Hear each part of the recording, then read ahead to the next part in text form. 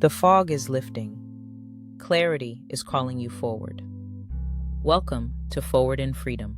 I'm Tanya Johnson. This is where awareness becomes power. Let's move forward in freedom. I've been noticing something. People remember criticism longer than encouragement. Someone can speak 10 life-giving words over us and one careless sentence. Guess which one usually stays? That has always fascinated me, and I don't think it's because we're looking for reasons to doubt ourselves. I think there's something much deeper happening.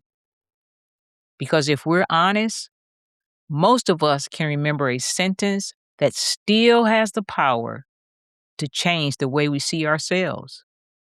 Maybe it came from a parent, a teacher, a coach, a spouse, a friend, or someone you barely knew. The remarkable part isn't always who spoke the words, it's that years later, they're sometimes still speaking. And I've been sitting with that because it led me to a question that I had never asked before. When did I decide that every voice deserved permission to speak into my future? Not every opinion, every voice. There's a difference. An opinion is something we hear. A voice is something we carry. And sometimes we carry voices long after we stop carrying the people who spoke them. The person stopped speaking years ago. The words never did. Then another question popped into my head. How had someone else's words been given that much authority in my life? It was one thing to understand it. It was another thing to recognize it in my own life. Before long, I wasn't just observing it anymore. I could see where someone else's words had quietly become more believable than the truth. Not overnight, not intentionally, just little by little. And that's when something became clear. We would never hand the keys to our home to a stranger. Yet sometimes we hand them the keys to our identity without ever asking whether they should have had them in the first place. And that's when another thought came to me. Isn't it interesting that we rarely question the voice that criticizes us? We question ourselves instead. Without even realizing it, we stopped questioning their words and started questioning our worth. The more I reflected on that, the more I began noticing it everywhere. People living beneath words that were never meant to become permanent. You're too much. You're too quiet. You'll never. You always. One sentence, one painful moment, one difficult season. And years later, someone is still trying to prove those words wrong. That's exhausting because you're trying to outrun a sentence. How much of our life has been spent trying to prove someone wrong when we've never stopped to ask if they were right in the first place? Then one simple thought changed everything for me. Not every voice deserves permission to help write my identity.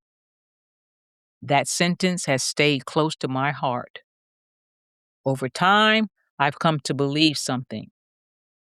Criticism often agrees with our fears, not our identity.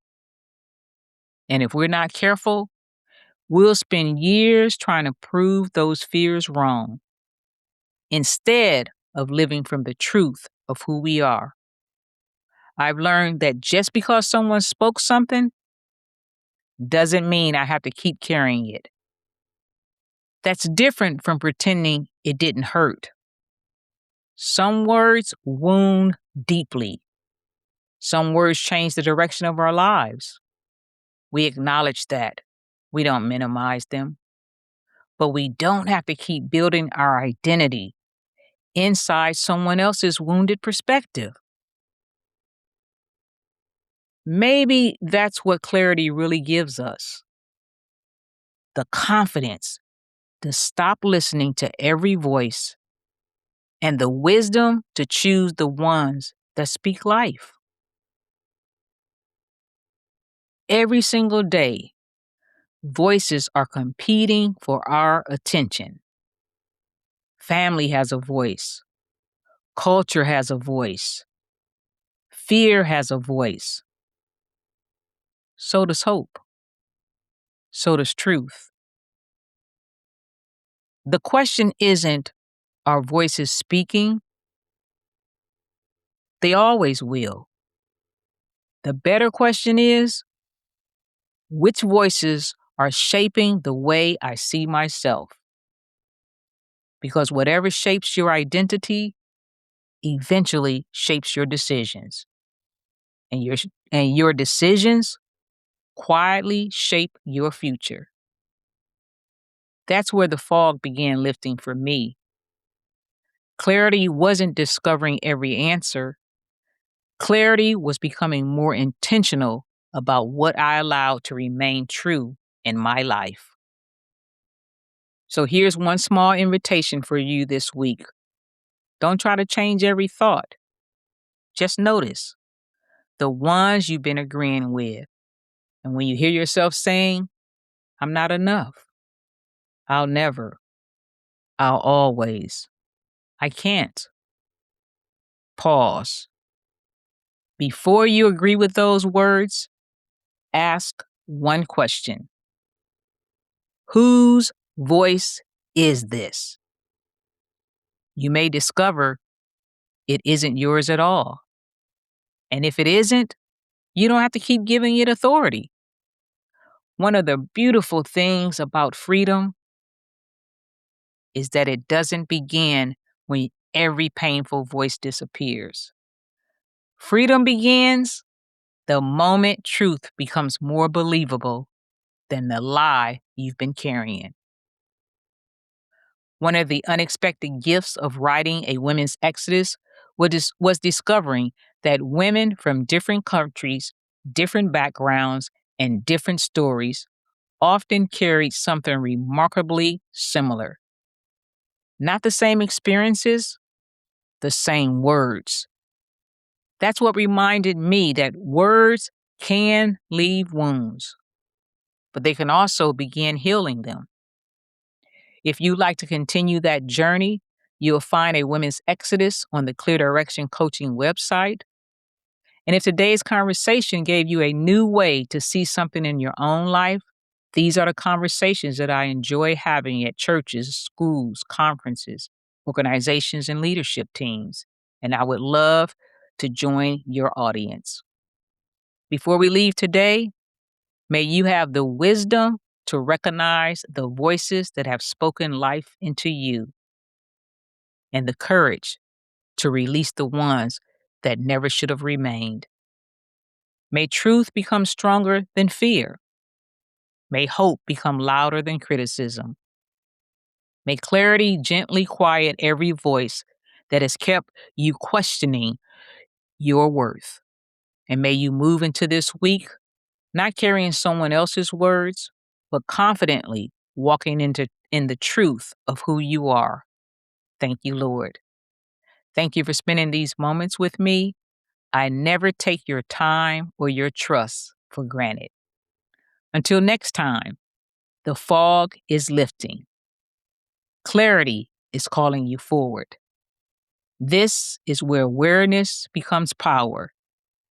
Let's move forward in freedom. I'm Tanya J.